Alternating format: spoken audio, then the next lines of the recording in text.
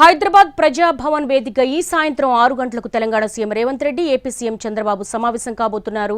దీనికి సంబంధించి latest updates Praja Bhavan నుంచి మా ప్రతినిధి సుధీర్ అడిగి తెలుసుకుందాం. సుధీర్, ప్రజాభవన్ వద్ద అంతా సిద్ధంగా ఉందా? ఆల్రెడీ అనుకున్న అంశాల కంటే కొత్త అంశాలు ఏమైనా ఎజెండాలో చేర్చారా?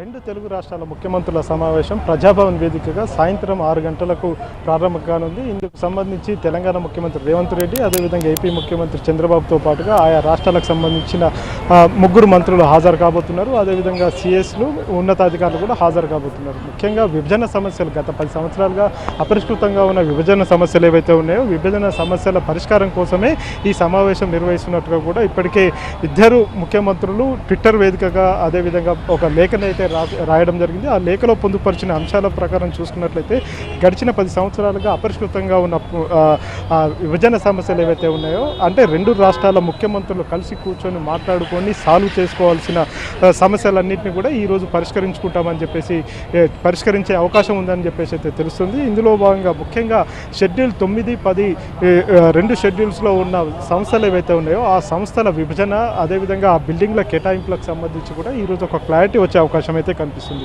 షెడ్యూల్ 9లో దాదాపు 91 సంస్థలు ఉన్నాయి. అదేవిధంగా షెడ్యూల్ 10లో దాదాపు 142 సంస్థలకు సంబంధించి విభజన జరగాల్సి ఉన్నది. అంతేకాకుండా ఇవే కాకుండా రాష్ట్ర ప్రభుత్వం, తెలంగాణ రాష్ట్రం కొత్తగా మరొక 6 అంశాలను తెర మీదకి తీసుకొచ్చిన పరిస్థితి అయితే కనిపిస్తుంది. అందులో భాగంగా టీటీడీకి సంబంధించి టీటీడీలో దాదాపు సగం వాటా కూడా తెలంగాణకు ఇవ్వాలని చెప్పేసి తెలంగాణ ప్రభుత్వం అయితే చెప్తూ వస్తుంది.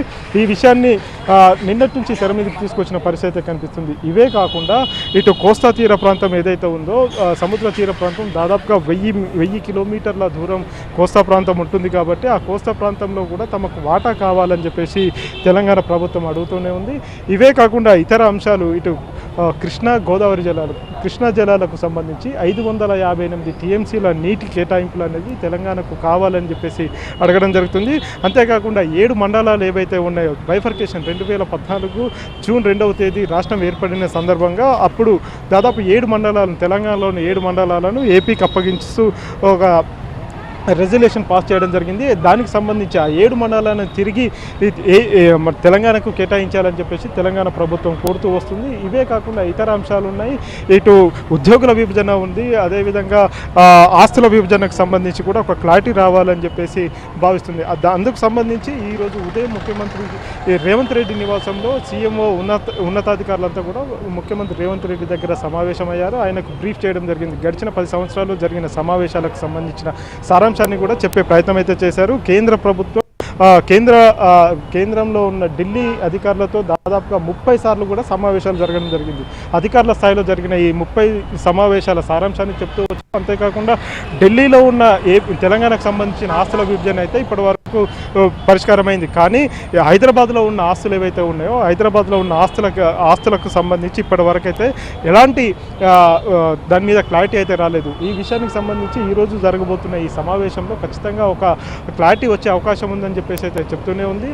ఇవే కాకుండా ఈరోజు తెలంగాణ ప్రభుత్వం చెప్తూ వచ్చిన 6 అంశాలు ఏవైతే ఉన్నాయో, ఈ 6 అంశాల మీద కూడా పట్టుబట్టే అవకాశాలు అయితే కనిపిస్తున్నాయి. అయితే ఈ విషయానికి సంబంధించి ఇప్పటికే ప్రతిపక్షాల నుంచి కావచ్చు, లేకపోతే పౌర సమాజం నుంచి కావచ్చు కొన్ని డిమాండ్స్ అయితే వినిపిస్తూనే ఉన్నాయి. ఎందుకంటే ఇప్పుడు జరుగుతున్న రెండు రాష్ట్రాల ముఖ్యమంత్రుల సమావేశానికి సంబంధించి ఇది శుభ పరిణామం అయినప్పటికీ కూడా రెండు రాష్ట్రాల ముఖ్యమంత్రులు చేస్తున్న చర్చలకు సంబంధించిన ప్రత్యక్ష ప్రసారాలని కూడా అలో చేస్తే బాగుంటుంది అనే ఒక వాదన అయితే వినిపిస్తుంది. ఇప్పటికే మాజీ మంత్రి బొత్స సత్యనారాయణ చేసిన డిమాండ్ కూడా అదే కనిపిస్తుంది. ఎందుకంటే ఇద్దరు ముఖ్యమంత్రుల సమావేశానికి సంబంధించిన ప్రత్యక్ష ప్రసారాన్ని చేస్తే అవకాశం కల్పిస్తే ఇరు రాష్ట్రాల ప్రజలకు మధ్య ఉన్న అపోహలన్నీ కూడా తొలగిపోతాయి. ఏ అంశాలు చర్చకు వచ్చాయి, ఆ చర్చలకు సంబంధించి ముఖ్యమంత్రి ఏ విధంగా స్పందించారు, వారి వాదన ఏ విధంగా ఉంది అనే విషయానికి సంబంధించి కూడా ఒక క్లారిటీ వచ్చే అవకాశం ఉంటుంది. కాబట్టి ఇరు రాష్ట్రాల ప్రజలకు ఉన్న అపోహలన్నీ కూడా తొలగిపోయే అవకాశం ఉంటుందని చెప్పేసి బొత్స సత్యనారాయణ చెప్తూనే, మరొక వైపు టీటీడీలో అంటే తిరుమల తిరుపతి దేవస్థానంలో వాటా అడగడం కావచ్చు, అదేవిధంగా ఇతర అంశాలు కోస్తా తీర ప్రాంతంలో వాటా అడగడం కావచ్చు, కొత్త అంశాలు ఏవైతే ఉన్నాయో ఇవన్నీ కూడా కొంత ఆందోళన కలిగించే అంశాలని చెప్పేసి బొత్స సత్యనారాయణ ట్విట్టర్ వేదిక కూడా ఆయన తన అభిప్రాయాన్ని వ్యక్తం చేశారు. ఈ విషయానికి సంబంధించి ఇప్పటికే రాష్ట్రంలో ఉన్న ప్రతిపక్ష పార్టీలకు సంబంధించిన ప్రజాప్రతినిధులు కావచ్చు, ఇతర పక్షాలు కూడా వీటి మీద స్పందించడం జరిగింది. వీటన్నిటికీ సంబంధించి కూడా మొత్తంగా ఈరోజు జరగబోతున్న ఈ ఇద్దరు ముఖ్యమంత్రుల సమావేశానికి సంబంధించిన ప్రత్యక్ష ప్రసారం ఇస్తారా లేదా అనేది కొంత తేలాల్సి ఉంది. ఎందుకంటే ఇప్పటివరకు అలాంటి ఆనవాయితీ ఏదీ లేదు.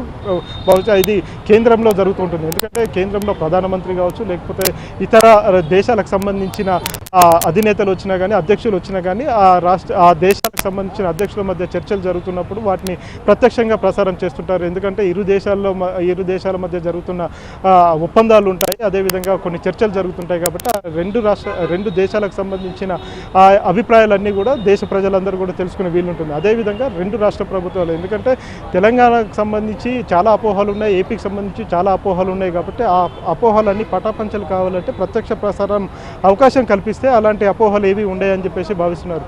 ఇప్పటి వరకు మనం చూసుకున్నట్లయితే తెలంగాణలో చాలా ఆస్తులు అయితే ఉన్నాయి. ఇవన్నీ కూడా నిరర్ధకంగా మారే అవకాశం కనబడుతుంది. ఎందుకంటే గడిచిన 10 సంవత్సరాల నుంచి మనం చూసుకుంటే లేక్ వ్యూ గెస్ట్ హౌస్ ఉంది, అదేవిధంగా సిఐడి కార్యాలయం ఉంది, బస్ భవన్ ఉంది, అదేవిధంగా హెరిటేజ్ బిల్డింగ్ ఉంది. ఇలాంటి దాదాపు 12 విలువైన బిల్డింగ్స్ ఏవైతే ఉన్నాయో ఈ 12 విలువైన బిల్డింగ్స్లో కూడా ఇప్పటి వరకు ఎలాంటి కార్యకలాపాలు అయితే కొనసాగడం లేదు. ప్రస్తుతం ఆ బిల్డింగ్లకు సంబంధించి కరెంటు బిల్లులు కావచ్చు, లేకపోతే వాటర్ బిల్లులు కావచ్చు, మెయింటెనెన్స్ ఛార్జీలు అన్నీ కూడా ఇప్పుడు అవి ఎవరు కూడా కట్టకుండా అలానే ఉండిపోయాయి. ఎందుకంటే వాటికి సంబంధించి ఎవరికి చెందుతాయి అనే విషయానికి స్పష్టత లేదు. కాబట్టి ఆ బిల్డింగ్ల సంరక్షణ అనేది కూడా పూర్తిగా ప్రశ్నార్థకంగా మారిన పరిస్థితి అయితే కనిపిస్తుంది. ఇప్పటికీ 10 సంవత్సరాల నుంచి కూడా అవన్నీ కూడా శిథిలావస్థకు చేరిపోతున్న పరిస్థితి ఉంది. వాటికి తాళాలు వేశారు, అందులో కరెంటు ఉపయోగం ఉంటుంది, అదేవిధంగా నీటి వినియోగం కొనసాగుతూనే ఉంది. కాబట్టి వాటికి మెయింటెనెన్స్ ఛార్జీలు కూడా వేల కోట్ల రూపాయలు ఇంకా పెండింగ్లోనే ఉన్నాయి. గతంలో తెలంగాణ ఏపీ నుంచి వాడుకున్న విద్యుత్కు సంబంధించి చూసుకున్నట్లయితే ఏపీ జెన్కో నుంచి దాదాపుగా 4,500 కోట్ల రూపాయల విలువైన విద్యుత్తును తెలంగాణ వాడుకుంది. కాబట్టి ఆ 4,500 కోట్ల రూపాయల బకాయిలు తమకు ఇవ్వాలని చెప్పేసి ఇప్పటికే తెలంగాణ ప్రభుత్వాన్ని ఏపీ పదే రిక్వెస్ట్ చేస్తుంది. అంతేకాకుండా ఏపీ కూడా దాదాపుగా 20,000 కోట్ల పైచిలకు బకాయిలు తమకు ఇవ్వాలని చెప్పేసి తెలంగాణ ప్రభుత్వం చెప్తుంది. తెలంగాణ ఇవ్వాల్సిన బకాయిలను పోను ఏపీ దాదాపుగా 12,000 నుంచి 13,000 కోట్ల రూపాయల బకాయిలు తమకు ఇవ్వాలని చెప్పేసి చెప్తూనే ఉంది. ఇవే కాకుండా చాలా సంస్థల్లో చాలా శాఖలకు సంబంధించి వాటికి ఫిక్స్డ్ డిపాజిట్లు అన్నీ కూడా బ్యాంకులో నిల్వ ఉన్నాయి. వాటికి సంబంధించి అవన్నీ కూడా అన్యాక్రాంతం అవుతున్నాయి, అందులో అక్రమాలు చోటు చేసుకుంటున్నాయి అని చెప్పేసి పదే అధికారుల దృష్టికి, కేంద్రం దృష్టికి తీసుకొస్తున్నారు. ఈ సమస్యలతో పాటుగా కృష్ణా వాటర్ నీటి పంపకాలు 2015లో జరిగిన వాటర్ షేరింగ్కి సంబంధించి మీటింగ్స్లో 299 టీఎంసీలు తెలంగాణ కేటాయిస్తున్నట్టుగా అప్పుడు ఆ వాటర్ ఇయర్ ఏదైతే ఉందో ఆ వాటర్ ఇయర్కు మాత్రమే ఒక ఒప్పందంకి అయితే వచ్చారు. అందులో భారీ నీటిపారుదల శాఖ మంత్రిగా అప్పుడున్న హరీష్ రావు సంతకం పెట్టారు. అందులో 299 టీఎంసీల నీరు ఇప్పటికీ 10 సంవత్సరాలుగా కూడా అదే నీటిని ప్రస్తుతం వాడుకుంటున్న పరిస్థితి అయితే కనిపిస్తుంది. ఇవి కాదు, వాస్తవానికైతే బచావ్ ట్రిబ్యునల్ కావచ్చు, లేకపోతే బ్రిజేష్ కుమార్ ట్రిబ్యునల్ చెప్పిన దాని ప్రకారం చూసుకున్నట్లయితే తెలంగాణకు రావాల్సిన 558 టీఎంసీల నీటిని ఇక మీదట 558 టీఎంసీలు తెలంగాణ కేటాయించాలని చెప్పేసి పదే తెలంగాణ ప్రభుత్వం గడిచిన కొన్ని సంవత్సరాలుగా కూడా ఇటు ఏపీ ప్రభుత్వానికి చెప్తూనే ఉంది. అంతేకాకుండా ఇరు రాష్ట్రాలకు సంబంధించిన కేంద్ర జలవనరుల శాఖ మంత్రి గజేంద్ర సింగ్ షెకావత్కు చెప్తూ వచ్చింది. అదేవిధంగా ప్రధానమంత్రిని కలిసిన సందర్భంలో ప్రధానమంత్రికి చెప్తూ వచ్చింది. ప్రధానమంత్రికి ఇటీవల కాలంలో ముఖ్యమంత్రి రేవంత్ రెడ్డి వెళ్ళి ప్రత్యేకంగా ఒక నివేదికను కూడా ఇచ్చారు. అంతేకాకుండా ఒక మెమోరాండాన్ని కూడా సమర్పించారు. అందులో తెలంగాణ ఏపీకి మధ్య విభజన అంశాలు ఏవైతే ఉన్నాయో విభజన అంశాలతో పాటు గతంలో యూపీఏ ప్రభుత్వం ఉన్నప్పుడు యూపీఏ ప్రభుత్వం తీసుకున్న నిర్ణయాలు, హామీలు ఏవైతే ఉన్నాయో ఆ హామీలన్నింటినీ కూడా వెంటనే అమలు చేస్తే తెలంగాణలో ఉన్న నిధులకు సంబంధించి కూడా చాలా వరకు కేంద్రం నుంచి రావాల్సిన నిధులు ఏవైనా ఉన్నాయో 1,000 కోట్ల రూపాయల నిధులు అయితే తెలంగాణకు రావాల్సి ఉంది. గడిచిన 10 సంవత్సరాల్లో కూడా అసలు తెలంగాణకు న్యాయంగా రావాల్సిన నిధులు ఏవి కూడా ఇప్పటి వరకు ఇవ్వలేదని చెప్పేసి చెప్తూ వస్తుంది. ఈరోజు జరగబోతున్న ఈ ముఖ్యమంత్రుల సమావేశంలో ఈ ఆస్తుల పంపకాలు, బిల్డింగ్లకు సంబంధించి ఒక స్పష్టమైన క్లారిటీ వచ్చే అవకాశం అయితే ఉంది. ఇందుకు రాష్ట్రాల సీఎంలు సమావేశం కాబోతున్నారు. సర్వత్రా ఉత్కంఠ నెలకొని ఉంది. సుదీర్ఘకాలంగా పెండింగ్లో ఉన్నటువంటి విభజన సమస్యలకు ఒక ఫస్ట్ స్టెప్ పడబోతుంది. అద్భుతం ఫస్ట్ మీట్లోనే జరగపోయినప్పటికీ కూడా కొన్ని సానుకూలంగా ఒక టాప్ ప్రయారిటీ అంశాలను అయితే చర్చించావు.